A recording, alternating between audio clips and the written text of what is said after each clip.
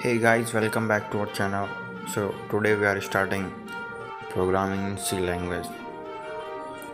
तो पहले मैं आप लोगों को बताऊंगा इसका basic module 1 C language fundament character set identifier keyword data types constant and variables statements expression operators precedence of operators input output assignments control structures decision making and branching and module 2 arrays functions and strings declaration manipulation and string handling functions monolithic versus modular programs user defined versus standard functions formal versus actual argument function category function prototypes parameter and passing recursion and storage classes auto external low static.